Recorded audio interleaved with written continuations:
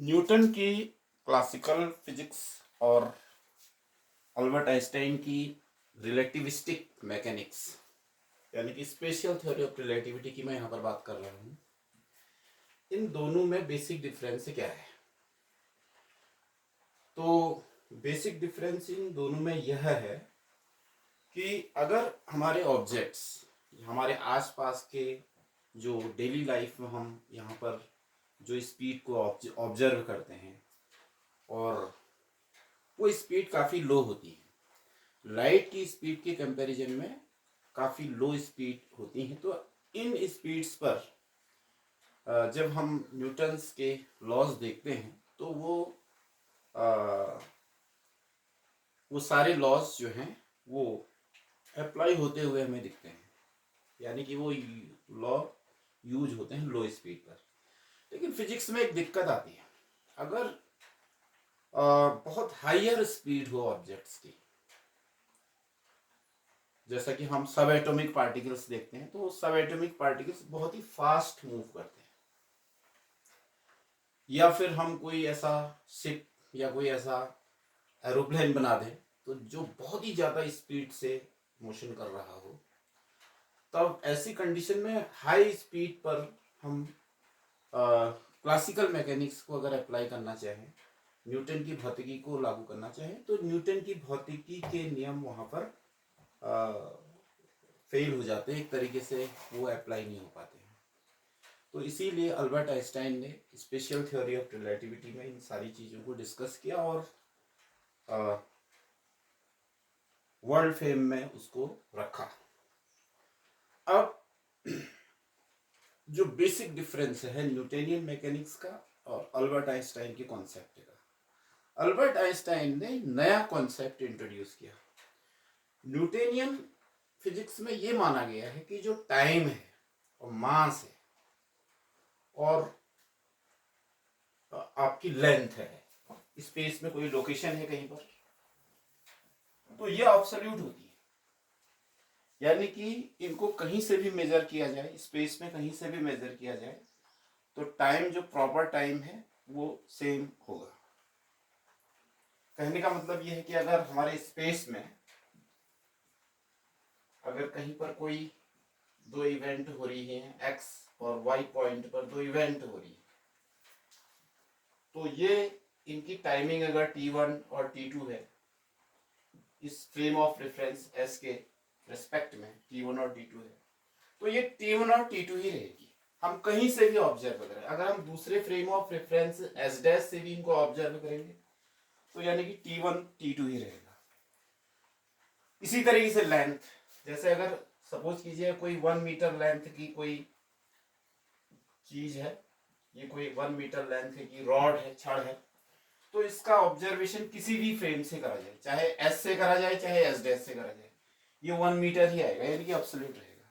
इसी तरीके से मास है, जैसे अगर किसी ऑब्जेक्ट का मास m0 है या m है किलोग्राम में, तो इसको किसी भी फ्रेम ऑफ रेफरेंस से मेजर किया जाए तो ये सेम रहेगा। तो ये कहती है आपकी, ये जो कॉन्सेप्ट है ये न्यूटोनियन मैकेनिक्स का है। लेकिन अल्बर्ट आइंस्टाइन ने ये कहा कि ऐसा नहीं है, अगर संदर्भ बदल जाएगा, फ्रेम ऑफ रेफरेंस को हम संदर्भ कहेंगे, तो संदर्भ के अकॉर्डिंग टाइम की वैल्यू भी वेरी कर जाएगी, अलग हो जाएगी। एस डैश संदर्भ में टाइम अलग होगा, एस संदर्भ में टाइम अलग होगा, यानी कि टाइम भी एब्सोल्यूट नहीं है, time is not absolute, mass is also not absolute, and length, location, position, स्थिति, किसी बिंदु की स्थिति या दो बिंदुओं की स्थिति का अंतर, ये भी एब्सोल्यूट नहीं है, ये फ्रेम ऑफ रेफरेंस पर डिपेंड करेगा। अब फ्रेम ऑफ रेफरेंस क्या है? बिना फ्रेम ऑफ रेफरेंस के हम किसी भी फिजिकल क्वांटिटी का मेजरमेंट नहीं कर सकते, यानी कि किसी भी फिजिकल क्वांटिटी का मेजरमेंट, उसका मास, उसका टाइम, उसकी लोकेशन, उसकी वेलोसिटी, उसकी मोमेंटम, व्हाटएवर जो भी है, फ्रेम ऑफ रेफरेंस के अभाव में, यानी कि बिना फ्रेम ऑफ रेफरेंस के हम जो है डिटरमाइन नहीं कर सकते हैं किसी फिजिकल क्वांटिटी को। जैसे इसको एक सिंपल एग्जांपल से समझ सकते हैं। जैसे सपोज कीजिए मैंने यहाँ पर एक पॉइंट दिखा दिया P। अब मुझे इस पॉइंट P के कोऑर्डिनेट चाहिए, तो कोऑर्डिनेट के लिए मुझे एक फ्रेम ऑफ रेफरेंस चाहिएगा। तो या तो मैं 2 डायमेंशनल फ्रेम ऑफ रेफरेंस में इस पॉइंट P की लोकेशन को शो करूंगा x, y।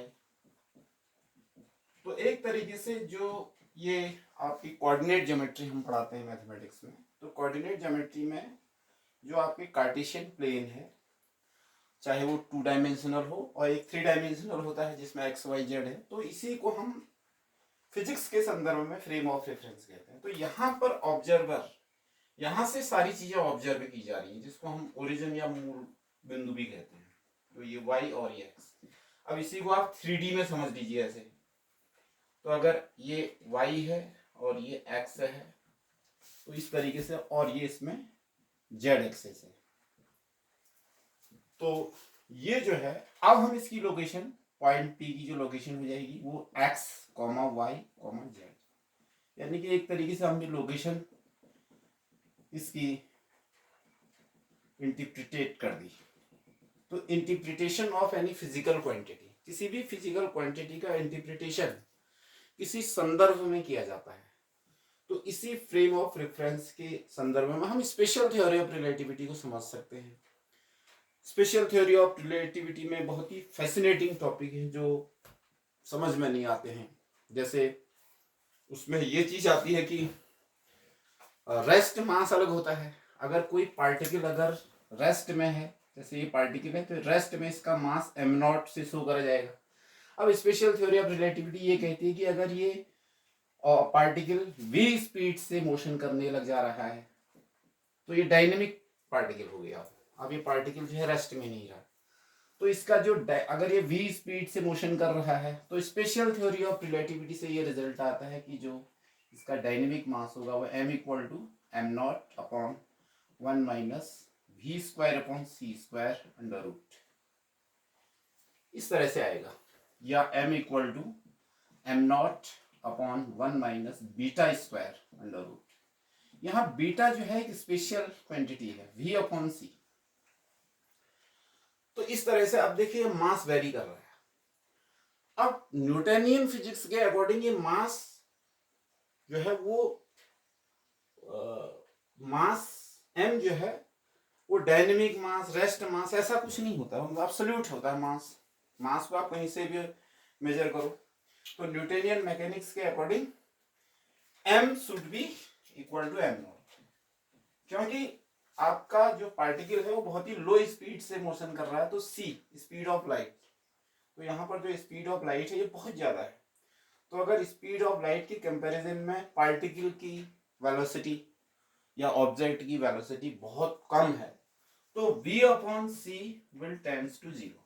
तो ऐसे में मास एब्सोल्यूट हो जाएगा, यानी कि हम न्यूटनियन मैकेनिक्स जो है वहां पर अप्लाई हो जाएगी। लेकिन बहुत ही हायर स्पीड से अगर कोई पार्टिकल मूव कर रहा है तो फिर स्पेशल थ्योरी ऑफ रिलेटिविटी से ये रिजल्ट आता है। अब यही बात जो है टाइम पर भी आती है। Time is not absolute according to Einstein's special theory of relativity.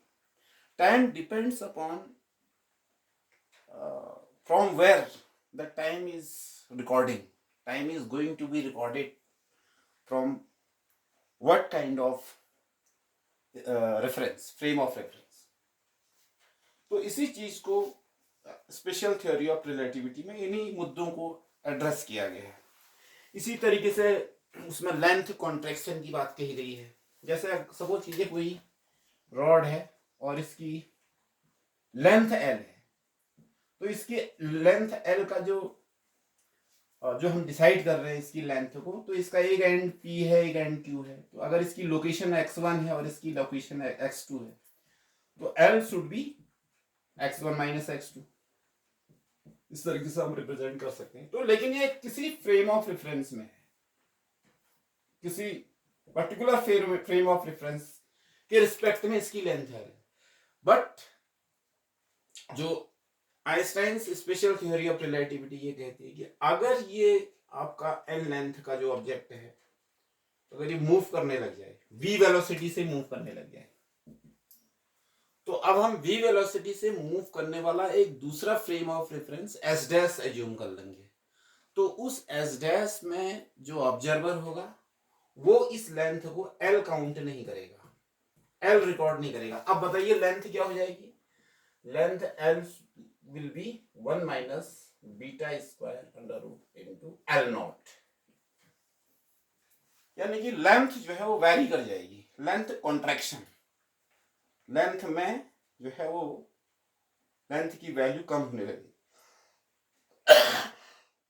जो एब्सोल्यूट लेंथ है वो ज्यादा होगी और जो उसकी v वेलोसिटी से जो उसकी लेंथ में चेंज आएगा, जो ऑब्जर्वेशन लिया जाएगा होगा वो l होगा। लेकिन ये बात जो है लो स्पीड में और हमारे दैनिक जीवन में, यानी कि प्रेजेंट हम जिन स्पीड से हमारा वास्ता पड़ता है, अब यहां पर ऐसा आपको नहीं लगेगा या नहीं दिखेगा। अगर 1 मीटर लेंथ की कोई छड़ है तो 1 मीटर ही होगी वो, कहीं से भी आप उसका मेजरमेंट करें।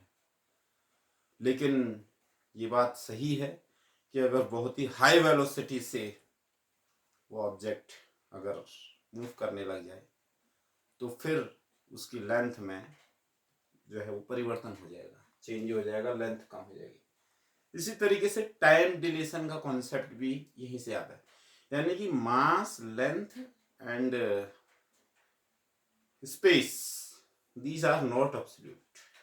According to special theory of relativity, these three physical quantities, mass, space and time, three things are not absolute. They depends upon the frame of reference, यानी कि कहां से उनको मेजरमेंट किया जा रहा है, ये चीज काउंट करती है।